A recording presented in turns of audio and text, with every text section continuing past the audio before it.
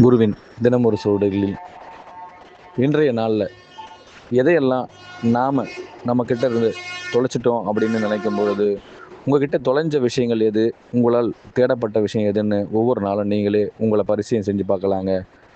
நீங்கள் காலையில் எழுந்துக்கிறீங்க, இரவு தூங்குறீங்க. இந்த இடைப்பட்ட நேரங்களில் உங்களுடைய வாழ்க்கையில் நீங்கள் ஒவ்வொரு நாளும் எதை இழந்து எதை அடைகின்றீர்கள்ங்கிறதுக்கு எது உங்களுக்குள்ள சான்றாக இருக்குதோ, அங்கே நீங்கள் தொலைத்தது எது, மீண்டும் அதை அடைந்தது எதுங்கிறதுக்கு நீங்களே அதற்கான முழு உத்வேகம் ஞானியாகவே இருக்கலாங்க. அப்பேற்பட்ட விஷயத்தை நீங்கள் கண்டுபிடிச்சிட்டிங்கன்னா, அன்றைய நாளில் நீங்கள் அடைந்த அந்த அனுபவங்கிறது தான் உங்களுக்கான ஞானமாக இருக்கலாம். இல்லை அதில் ஏற்பட்ட இன்ப துன்பங்கள் எதுவானாலும் இருக்கலாங்க. அதுவே உங்களுக்கான மிகப்பெரிய ஞான உபதேசமாக கூட இருக்கலாங்க.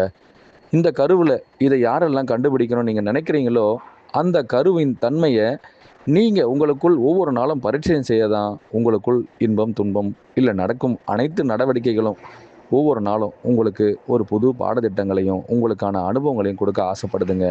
ஆனால் இன்றைய காலகட்டத்தில் இதை அனைத்தையும் உணரா மக்கள் எப்படி அதற்குள்ளே மாட்டி அவங்களே சிக்கி சின்ன பின்னமாகறாங்கங்கிறதுக்கு தான் பல வீடுகளில் அந்த கோலங்களை போட்டோம். கோலத்தின் வாயில் எதுவோ அதில் நீ நுழைந்தால் உனக்குள் அது வெளிப்படுவது எதுன்னு வாசலுக்கு முன்னாடி கோலமும் போட்டு காட்டுறாங்கங்க.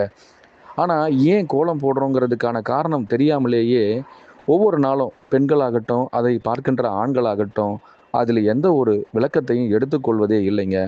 கொம்பிக்கோலம் போட்டாலும் சரி, இல்லை பூக்கோலம் போட்டாலும் சரி, உன் வாயில் நீ எதை இடுகின்றாயோ அதிலிருந்து உன் வாசல் வழியாக கண்டுபிடி. உன் வாசல் ஏது, அதுவே குருவின் நியதியாக இருந்தால் நீங்கள் அங்கேயே உங்களுடைய முழு ஆகமத்தையும் உணரலாங்கிறத அனுபவ ரீதியாக ஒவ்வொரு நாளும் காலை எழுந்தவுடன் அக்கோலத்தை போட்டு உன் வாசல் வழியாக நீ உணரும் பொழுது இந்த வாழ்க்கையின் தத்துவத்தின் நியதியை இரவுக்குள் நீ அதை முழுமை அடைவாய்னு சொல்கிறாங்களாங்க. நிச்சயிக்கப்பட்ட காலங்கள் யாரெல்லாம் என்னை உணர வேண்டுமோ, என்னுள் நான் என்ற கருத்துக்குள் ஒருவர் ஒளிந்து கொண்டுள்ளார், அவரே உங்கள் குருநாதர் என்று நீங்கள் நினைத்தால் அவரே இவை அனைத்திற்கும் பெரும்பாலானவர் விளக்கம் தருபவர், அனுபவ ரீதியாக உங்களையே வழி நடத்துபவராய் இருக்கட்டும்.